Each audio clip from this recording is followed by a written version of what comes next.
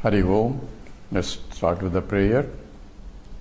Om Sahana Bhavatu Sahano Bhunaktu Sahaviryam Karavavahai Tejasvinavadhitamastu Mavit Vishavahai. Om Shanti Shanti Shanti. Chinmayam Vyapiyat Sarvam Trailokyam Sacharacharam Tatpadam Darsitam Yena Tasmai Sri Gurave Namaha. Om Sri Gurubhyo Namaha. Hari Om.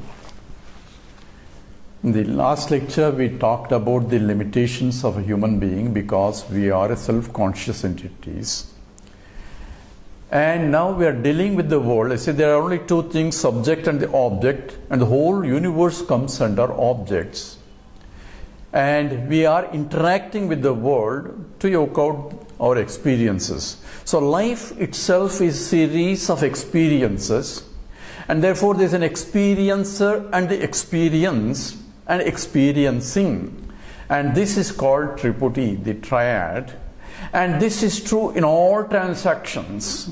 The knower, known and the knowing, seer, seen and the seeing, and experiencer, experience and experiencing. So this is always there throughout all our life itself. I am there and the world is there. And there is continuous interaction with the world. Now, from the point of, we mentioned that from the individual point, these are the three limitations that we want to solve. I am a mortal, I am unhappy, and I am ignorant. But from the point of world interaction also, we have a lot of problems. Because we are put in a situations, environments that we can have no control on. And within this environment, we are trying to make something so that we can solve those problems, particularly from our point of existence and mortality. I want to live happily, and therefore I want to be comfortable, and therefore I'm trying to aggrandize, I'm trying to gain or get things continuously, and therefore the security of myself and my family all becomes a problem, and my continuous life itself is towards that. I want wealth because without the wealth I cannot really live in this world. I need money even to buy anything. So therefore money becomes a value. And similarly, I need a shelter to live. And therefore I need wealth, I need health, I need all those factors become important for me, where I am trying to interact with the world. And therefore I want world to adjust the world in such a way that I can get maximum happiness out of the world. However, even though we want wealth for our security, and we try to accumulate more wealth, then we are worried about the security of the wealth. So problems have become, say, once we want this for certain things, but when we go beyond, that becomes a problem back to us.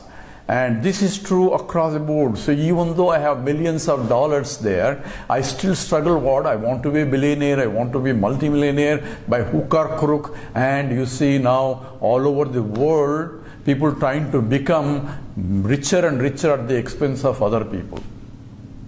This has become a problem, how we live in this world. And in the same way, we have wars, this is my land, that is your land, and continuous fighting. All this is throughout our lives. And we say, this is mine and that is yours, and I want to make yours also as mine. So this calls mamakara, and the previous talk about which is ahankara. This ahankara and mamakara keeps playing all the time. And we will analyze this ahankara and mamakara a little bit more closely. Right now, we want to deal with interact with the world, because the world itself has nothing to do with it. Because when we want to interact, the world interacts back.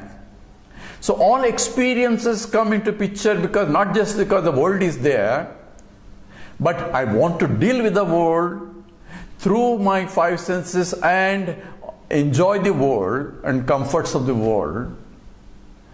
And that's where the problem comes in terms of the sadhana. So, examining now our interactions with the world, human interactions with the world, the scripture have decided there are three types of things here. Three sets of things that come into picture in terms of the interaction, myself interacting with the world. And this is essentially called the sadhanatrayam, the sadhyatrayam, and there is a doshatrayam. They are called three sets of things that arrive. So sadhanatrayam is the means through which I am going to interact with the world. So what are the three means I have? The three means is essentially either you can just talk about body, mind and intellect, because these are the three equipments that I have that I deal and interact with the world. Through the body, through the senses, I gather, perceive the world. Through the mind, I feel the world, emotions and all that. And through the intellect, I think and I deal with the thoughts. So these are the three equipments that I have.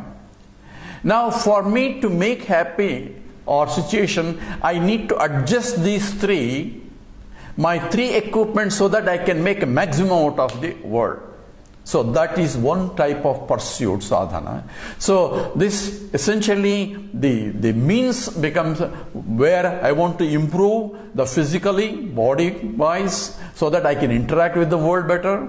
Mentally I want to improve my mind, and intellectually I want to improve my mind so that I can interact with the world. So this is sadhanatrayam. And another way of looking at the sadhana also, it can be manasa, vacha, karmana. Those also three sadhanas. Through manasa, through the mind, vacha, to the speech, and karmana, so to the actions. And these are also a means in which I interact with the world. So these are sadhanatrayam, and all my efforts is one side, I want to improve the instruments through which I interact with the world. And I care for my body, I care for my mental health, I care for my intellectual health, so that I can deal or interact with the world outside. The second aspect of this also involved is essentially sadhyatrayam. Sadhyatrayam means I want to adjust the universe conducively so that I can interact with the world for my convenience, so that it's comfortable for me. So the things that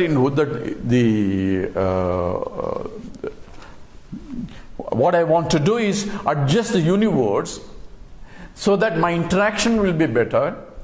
So in the way I interact with the world in terms of the achievements at the intellectual level, achievements at the emotional level, achievements at the body level, I am dealing with this and adjusting so that it's conducive for me. Some the simple example is, for emotional enjoyment, I want everyone to be emotionally, I want them to love me so that I can be more comfortable. So I want them to do what I want them so that I will be more comfortable. So I want keep everybody to adjust to my needs. Then only I am happy. With forgetting that they also want the same thing also from you. But this is individual problem where I want everyone to meet my expectations. That's what essentially it means. And whether I meet their expectations is not my problem.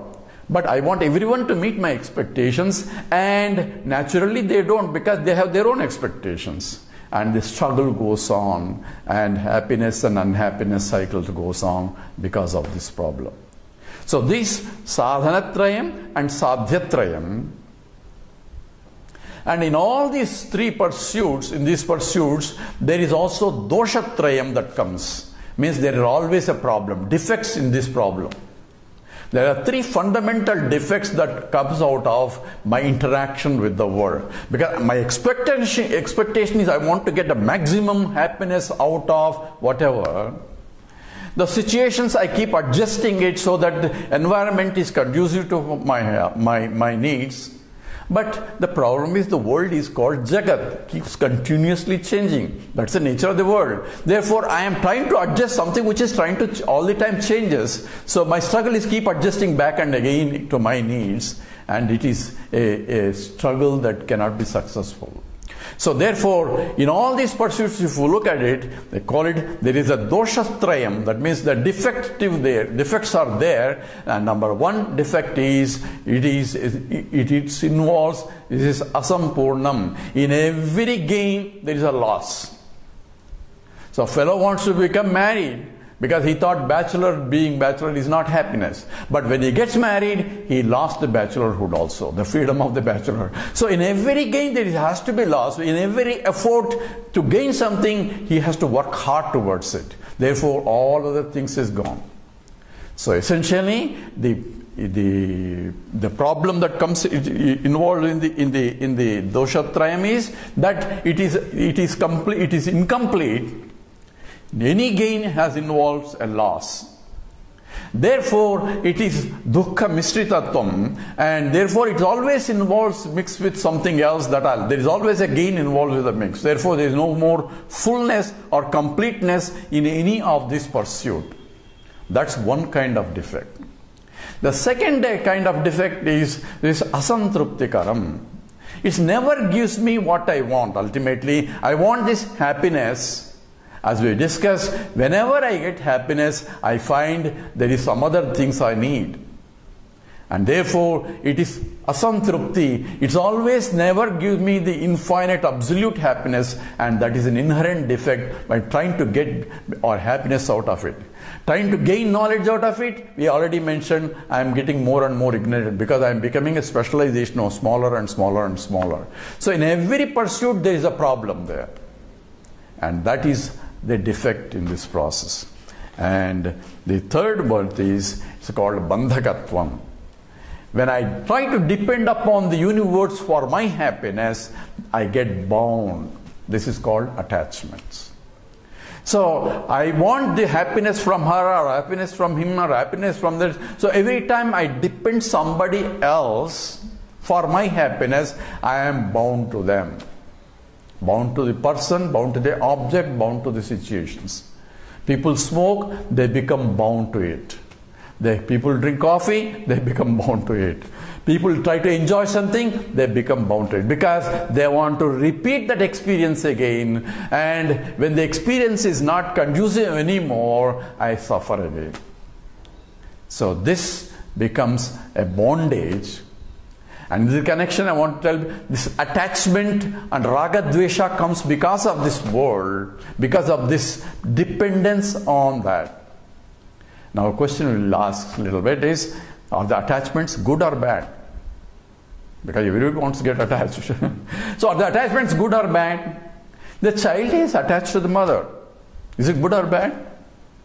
Child has to get attached to the mother. Mother is attached to the child. But that attachment should make the child slowly get detached and make the child independent of the mother. That is the right attachment. So the attachments will not be a problem if that attachments can lead to detachments. That means that attachment should help to become independent of, so that there is no bandhakatvam, there is no bondage. If the child is grown up, it requires a shelter, it requires a guidance, and mother has to provide. A child is attached to the mother, a disciple is attached to the teacher. But these attachments are required until they become independent of the mother or of the teacher. Then it's a healthy attachment. Even if the child has grown up beyond and still if depends upon the mother, then that is a problem. So therefore, attachment should lead to detachment, then that is a healthy attachment. But in principle, anything dependence on other things then becomes a problem. So therefore, any dependence other than oneself is a bondage. That is the litmus test. Sarvam paravasham dukkam, sarvam atmavasham sukham, etad vidya samasena Lakshanam Sukadukhayoho. This is from Manusmriti. It says, Sarvam Paravasham Dukkham, Sarvam Atmavasham Sukham. Any dependence on something other than oneself is a problem. So my dependence on anything in the world, in the objects, emotions, concepts, anything that is, then it is a problem. Whereas if I depend on myself, it is happiness, because I don't depend on changing things at all. I am happy as myself. Atmani eva atmanatushtaha. He is reveling in himself, and that self that he revels is full and complete. And that is Lakshanam Sukadukhayoho. That's what Manusmriti says. That is the bondage. So therefore, now we can arrive at what is the litmus test for self-realization as a side topic. So how do I know I have realized? So people want to know. Say, am I realized? Who am I going to tell? Ask somebody. How do I know? This is a simple litmus test. If I don't depend on anything other than myself for my happiness, that means I am full by myself.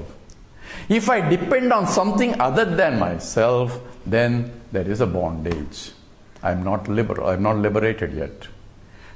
Therefore, this itself is a litmus test in order to know whether I have self-realized or not. I may understand Vedanta, but if I still depend on something other than myself, then understanding is only at the intellectual level, called essentially the Paroksha Jnanam.